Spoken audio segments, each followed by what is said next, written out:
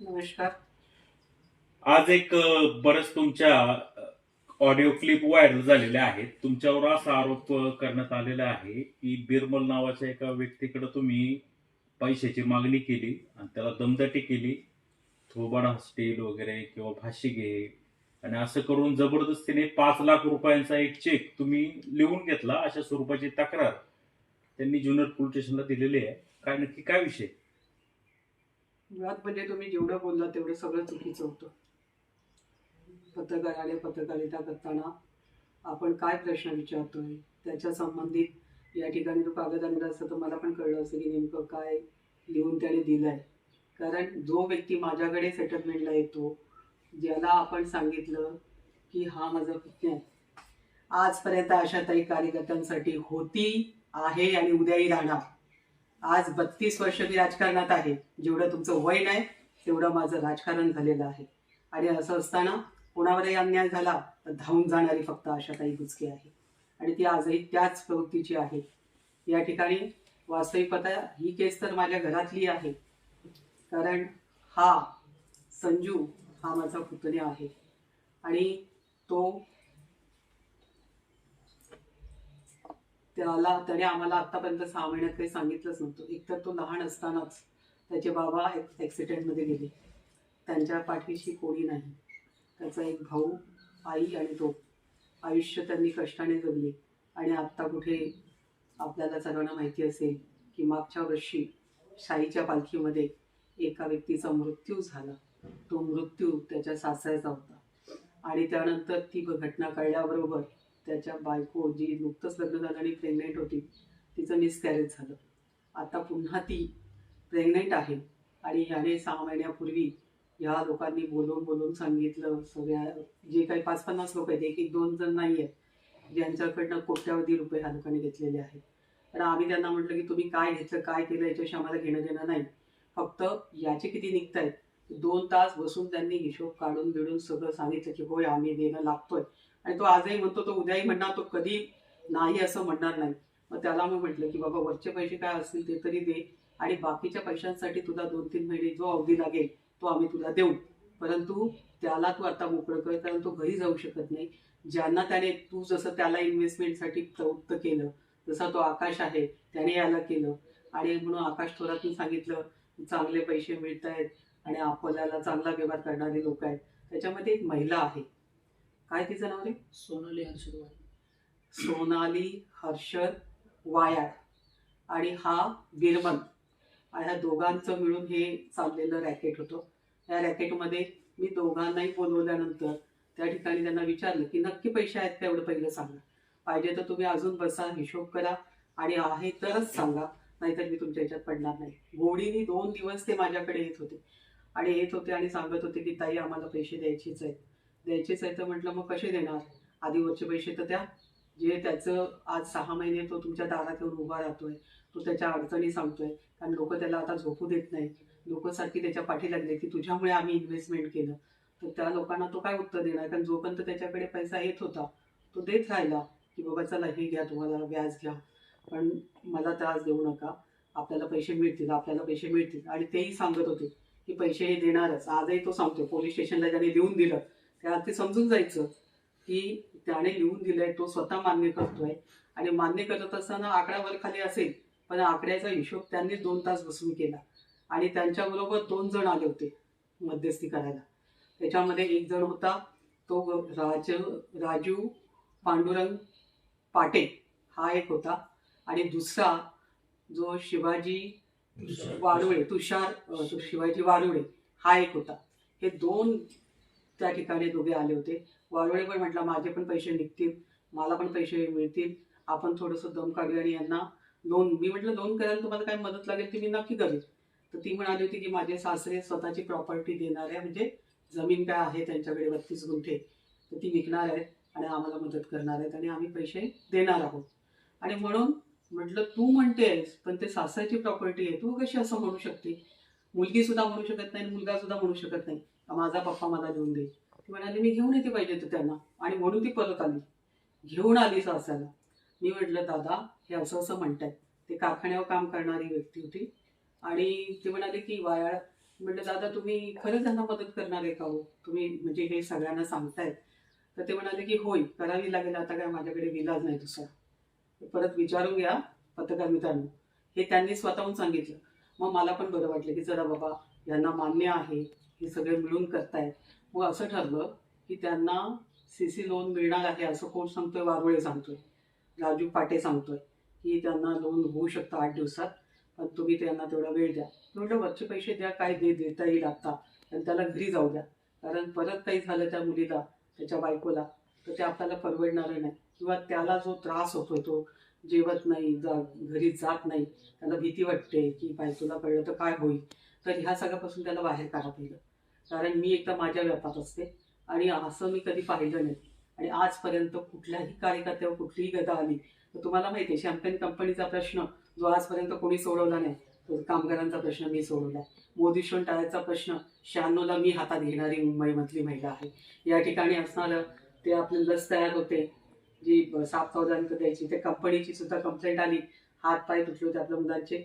मी तिकडे सातात घेतली आणि मला खऱ्या अर्थाने राहुल नागवेकरांनी फोन करून सांगितलं आता ही मदत करा, आपल्या मित्राची फॅक्टरी आहे. मी त्यांना सांगितलं तुमचा सब ठेकेदार बदला, आपल्या मुलांचे जर हातपाय तुटत असतील, ती कामं त्यांची नाहीच आहे, अशी कामं करायला लावत असतील तर चालणार नाही. दुसऱ्या दिवशी त्यांनी सब ठेकेदार बदलला, का परत कंप्लेंट आली नाही, आपण लक्ष दिलं नाही. मुळात म्हणजे आशाताई काम करते, ती कार्यकर्त्यासाठी करते, जनतेसाठी करते, स्वतःसाठी नाही, स्वार्थासाठी नाही. आणि या ठिकाणी तर घरातला प्रश्न आला आणि तो देखील इतक्या उशिरा आला. तो लवकर आला असता तर कदाचित चांगल्या पद्धतीने आपण हाताळू शकलो असतो. पण आता ज्यांच्याकडे आता ते नाहीच म्हणतायत, नाहीच आता पैसे सध्या नाही आहेत, सध्या नाही, आम्ही ही प्रॉपर्टी करतो ते करतो, ते म्हणतायत आम्हाला द्यायचे, आम्ही प्रॉपर्टी. पण म्हटलं तुम्ही किती दिवस लावणार, कारण 1 आठवडा तुमचा गेला, तुम्ही 3-3 वेळा फेऱ्या घालतायत, येत आहेत, आणि तुम्ही एकीकडे ते पैसे काहीच देत नाही. आणि 5 लाखाचा चेक म्हणाल तर त्यानेच आणला होता की मी सगळीकडून गोळा करून हे 5 लाखाचा चेक आणलाय, हा क्लिअर होईल. पण तो चेक काल रात्री आम्हाला 12 वाजता कळलं की बाउन्स झालेला आहे. आलं का लक्षात? चोराच्या मागे जर साव उभे राहणार असतील तर ते आपल्याला मान्य नाही. आशाताई करते, तेच बोलते आणि तेच दाखवते. जनतेला न्याय देताना आजपर्यंत कधी चूक झाली नाही. माझ्या कार्यकर्त्याला त्रास झाला तर तो मला पहिला होत असतो, आणि म्हणून कार्यकर्त्याला जर इतकं जपू शकते तर घरातल्या व्यक्तीवर जेव्हा प्रसंग येईल त्याच्या पाठीशी उभं राहणं हे माझं कर्तव्य आहे. ताई तुमच्या तर वारंवार या सगळ्या व्यवहारांमध्ये मीटिंग होत होत्या, काल अगदी काल परवा वारंवार नाही, म्हणजे 2-3 वेळा झाल्यात. मग तुमच्या ज्या बोलणी जी आहे ती पुढे चाललेली होती. मग असं असताना बोलली दिली असं काहीच असं असताना मग चुकीच्या पद्धतीने तक्रार अर्ज देऊन मग तुमची बदनामी करणं, याच्या पाठीमागचा उद्देश काय नाही? त्यांच्याबरोबर आलेल्यांनी जर त्यांना टॉनिक दिलं असेल तर मला माहित नाही. कारण कसं आहे की ज्याला पैसे वापरायला मिळतात, मग त्याच्यामध्ये ते दोघे जे त्यांची मध्यस्थी करायला आले, तर मी त्यांना म्हटलं की तुम्ही घ्या ना त्यांची प्रॉपर्टी आणि तुम्ही द्या पैसे, आम्हाला काय, आम्हाला फक्त त्याचे पैसे मिळाल्याची कारण. मुळात त्याच्यात त्यांनी 2 आरोप केलेत ताई. एक जो पहिला आरोप आहे की तो 5 लाख रुपयाचा जो चेक आहे तो तुम्ही बळजबरीने त्याच्याकडनं लिहून घेतला असा आहे, आणि दुसरा आरोप आहे की सिद्ध करा. दुसरा आरोप जो आहे की तुम्ही थोडंसं त्याच्याशी उंच पडेल. ठीक आहे, आता हक्काची रक्कम असते, मिळवताना शब्द इकडे होतो, हे सगळ्यांनाच मान्य आहे. पण तो चेकच्या बाबतीमध्ये काय आहे? चेकच्या बाबतीमध्ये आम्हालाच माहित नाही. त्यांनी लिहून आणला होता, त्याच्याकडे नव्हताच, तो राजेश पाटेकडे होता. राजू पाटेने तो चेक हातात घेऊन बसलेला होता. बघा आम्ही चेक आणला, आम्ही तिकडून कुठून काय 3 चेक आणले. म्हटलं मला त्याच्याशी काय घेणं देणं नाहीये, आणि तो घेऊन पण बाहेर गेला तरी पण आम्ही काय बोललो नाही.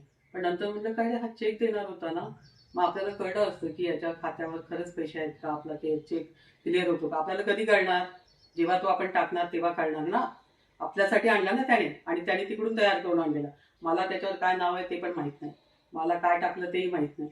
फक्त मी त्याला म्हटलं की जर आणला असेल तर बेटा तू घे, बरोबर नाही, बरोबर, आणि तो घेऊन टाक, म्हणजे आपल्याला बँकेकडे पुरावा राहील की बाबा तो चेक त्याने दिलेला आहे. त्यामुळे चुकीचं कोण, तुम्ही जर चोराचंच ऐकून मला प्रश्न विचारणार असाल तर ते काय बरोबर नाही. प्रश्न नाही ताई, त्याचं क्लॅरिफिकेशन लोकांना देखील कळलं पाहिजे. लोकांना कळलं त्याने अर्ज देण्यामागचं काय कारण, पैसे बुडवणे हा त्याचा हेतू असेल ना, असल्याशिवाय गेला का.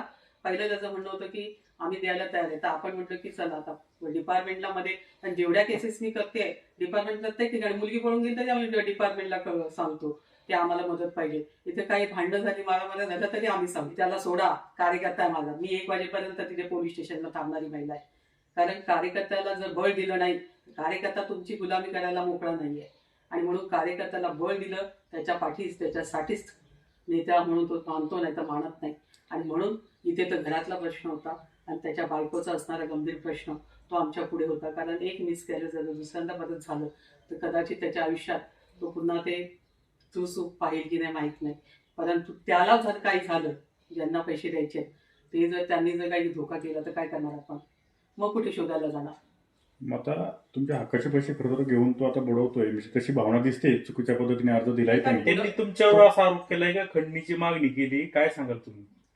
हे बघा, मी पुन्हा सांगते, जर हुशार माणसं असतील ना, कारण मी पुण्याशी पण पत्रकारांशी बोलली, हुशार माणसं असतील ना ते तर म्हणतात टाक ओळखतात आणि त्यांना माहिती आहे ताईचा स्वभाव काय आहे तो. त्यामुळे कोणाला किती विश्वास ठेवायचा हा जनतेला देखील कळतो. जनता तितकी सुज्ञान आहे, अज्ञानी नाही. जनतेला माहित आहे पोलिसांची की मदत ज्यांनी घेऊन 5-50 लोकांचे पैसे बुडवले आहेत. आणि मला अजून डिपार्टमेंटनी बोलवलं नाहीये किंवा सांगितलं नाहीये, फोन सुद्धा केलेला नाहीये. मी एसपी कडे जाऊन बसेल, मला काय फरक पडत नाही. कारण ज्याच्या मनात चोर नाही, ज्याने चूक केली नाही, तो कुणाला घाबरत नाही. आशाताई कुणाला घाबरत नाही. ताई, ते दोघं जण इतरही लोकांना फसवले का त्या दोघांनी? खूप लोकांना फसवलं, यादी आहे ना पुढे रे. काय करतो तुम्ही त्याला पोलिसांमध्ये दिलं यादी पाहिजे. दाखव. ते करू ना आम्ही. किती वेळा आपली भेट झाली त्या व्यक्तीच्या सोबत, बिरबलच्या सोबत? 2 वेळा. अच्छा, रेस्ट हाऊस मध्येच झाली का ताई? नाही, एकदा बाहेर झाली आणि एकदा आम्ही आहे असं कळल्यानंतर तो तिकडे घेऊन आला. तर सगळ्यांना माहिती की जेव्हा माझी गाडी दिसते तेव्हा सगळेच येतात, कोणी येतं, कोणीही या जिल्ह्याच्या बाहेरचं पण येतो. आपलं पण आता तुमची भूमिका काय आहे अशा ताई? माझी भूमिका काय आहे की ज्यांचे पैसे गेले त्यांना ते मिळाले पाहिजेत. तर मगाशी आणला ना ती यादी काढून. ठीक आहे ताई, आपल्या तालुक्यामध्ये अशा घटना वारंवार होतात, अनेक लोक स्कॅमला बळी पडतात. आज 40-50 तुम्ही लोकांना काय आवाहन कराल या निमित्ताने? लोकांना एकच आव्हान करेल की आताच विनोदवाल्याची केस आपण पाहिलेली आहे, दिग्गज त्याच्यामध्ये अडकलेले आहेत. आणि ती केस होत असताना ज्या पद्धतीने हात वर करायचं काम हे लोक करतात, अशा लोकांना मोहाला बळी पडू नये. तुम्ही जेव्हा पैशाच्या मोहाला बळी पडता, पैसा लवकर आपल्याला दाममुक्तीने मिळणार आहे हे कळतं, तेव्हा माणसं नाहक आपल्या मित्राने सांगितलं, मित्राला एवढे पैसे मिळाले का नाही मिळाले आपल्याला माहित नसतं, पण आपण त्याला आहारी जातो आणि आपण अशा गोष्टींना बळी पडतो. त्यामुळे अशा कुठल्याही भूलथापांना बळी पडू नये. कष्टाशिवाय पर्याय नाही.